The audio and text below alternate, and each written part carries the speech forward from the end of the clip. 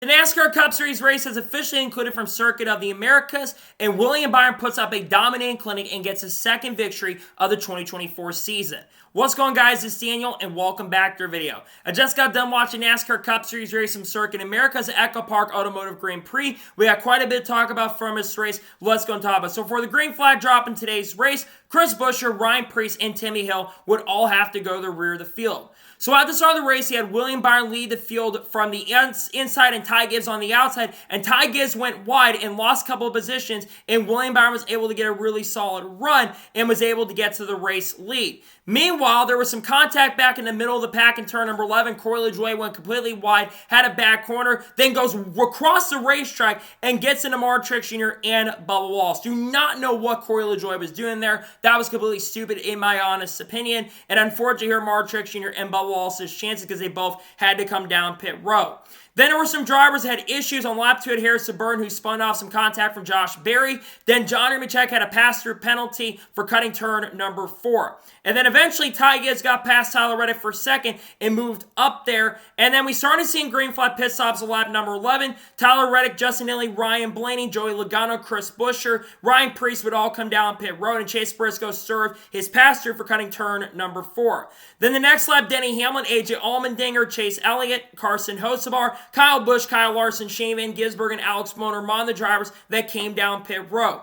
Then the next lap, William Byron, Ty Gibbs, Ross Chastain all came down pit road, giving the lead to Christopher Bell. Christopher Bell, though, decided to go ahead and stay out at the end of stage number 1, would pull out a couple-second lead, and coming out the final corner, Christopher Bell would go on to win stage number 1. So then, some cars decided to stay out, including Christopher and Michael McDowell, but drivers like Suarez, Dillon, Stenhouse, and Hemrick, and Keselowski and Gralla all came down pit road, while everyone else stayed out. So on the restart, Christopher Bell lead the field from the inside, while Michael McDowell on the outside, and William Byron got up to second position and moved up there, and eventually, after some good racing for a lap or two, William Byron passed Christopher Bell for the race lead. Then at lap 21, Josh Berry spun in turn number 11, was able to continue going. And then the next lap, I think during the commercial break, Kyle Larson spun in turn 11 after contact with Christopher Bell battling for 5th position. It seemed like Christopher Bell just went up the racetrack a little bit and got into Kyle Larson and spun him out.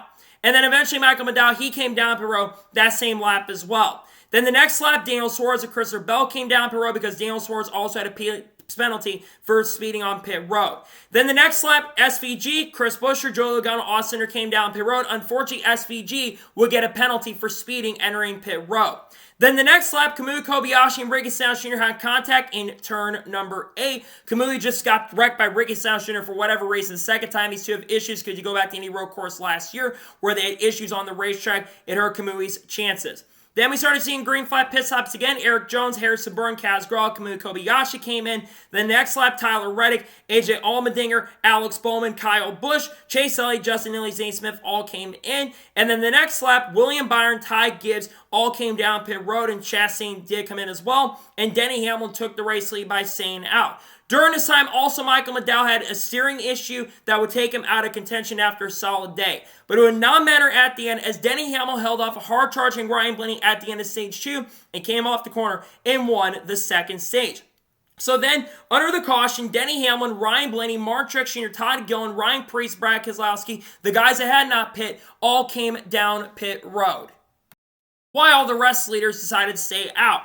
So then on the restart, William Byron lead the field from the inside and Ross Chastain on the outside, and William Byron got a solid restart, and they got pressure with some good racing. Byron went wide a little bit. Ty Gibbs had a pretty good restart as well, but eventually Ross Chastain got a fantastic run and was able to clear for the race lead. Meanwhile, Ryan Preece spun exiting turn number 11 after some contact with Daniel Hemrick and Josh Berry back there as well. And eventually there was some really good racing at this point between Byron, Gibbs, and Chastain. Eventually, Ty Gibbs got the lead from Ross Chastain, and then William Byron actually was able to get by Ty Gibbs and Ross Chastain and took the race lead. Meanwhile, a few laps later, Chase Elliott would get a penalty for cutting the course in turn number 4 after getting really loose and missing the corner a little bit. He would have to serve it. And then a few laps later, Kyle Busch spun in turn 1 from 5th position to have some contact with Christopher Bell. Bell went up the racetrack a little bit and made a big mistake. That was contact there, but the race was still stayed green. Also, at this point, Shane Van Gisbergen was having some power steering issues and actually lost first gear. So then we would see good racing up front, and eventually William Byron was able to get the run and was able to get to the lead, and eventually we saw some pretty good racing between Chastain and Byron, but eventually Byron was able to clear Chastain for the lead. And then we started seeing green flag pit stops. First, Bowman, Buescher, Briscoe, Kyle Busch, and Bud Walsh all came in. And then the next lap, Byron, Chastain, Haley, Hocevar, Logano, and Dylan Cinder came down to pit road. And then eventually, William Byron would get ahead of Alex Bowman, who would emerge in second position after Ross Chastain had a terrible pit stop. And then Ty Gibbs came off of pit road and would be up in the second or third position. And then eventually, we saw the other guys come in. We saw SVG come in and Danny Hamlin come in. And then also Christopher Bell, he came down to pit road as well and dropped back a little bit, handing the lead to William Byron. Then there was a little contact where Kamui Kobayashi spun in 11th position, but was able to continue going.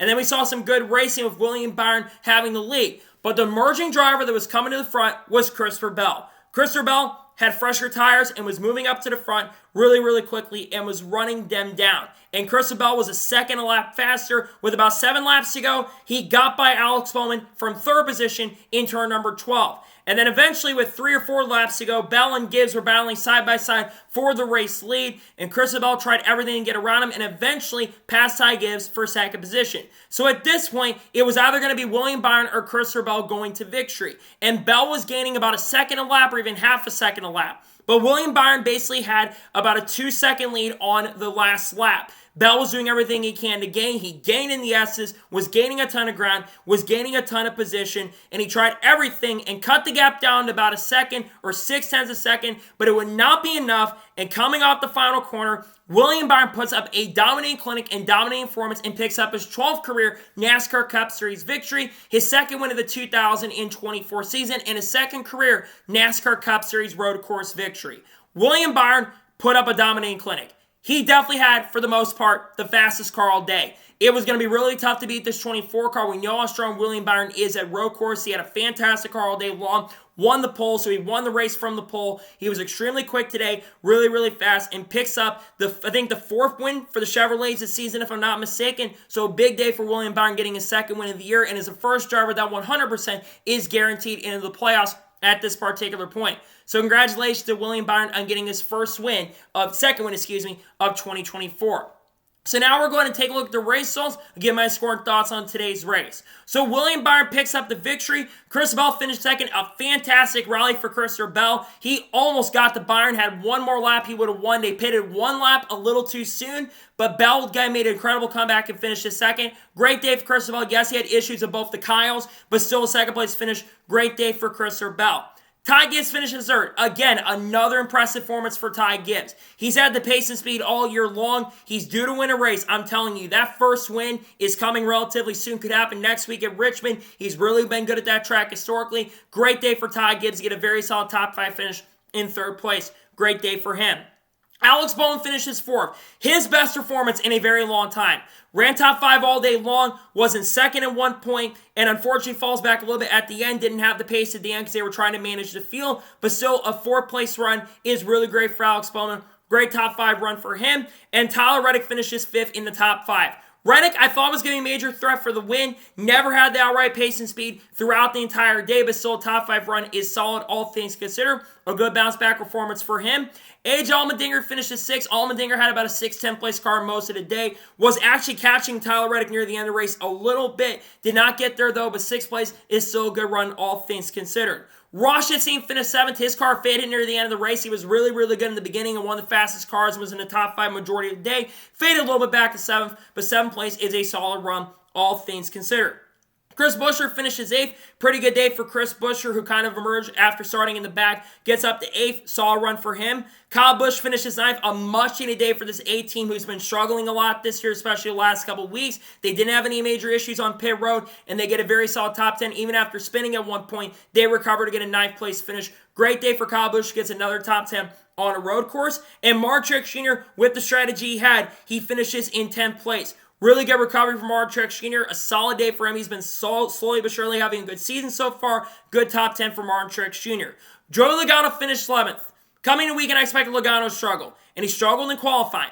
But he recovered in the race, made his way up to the front, and finishing 11th, that's a pretty good day from an 11th place. Great run for Joey Logano for his standards. Ryan Blaney finished 12th, quiet day for him, ran top 15 a majority of the day, and moved up front. Good day for Ryan Blaney in 12th. Chase Briscoe finished 13th, quiet day for him, but he did run top 10 at points.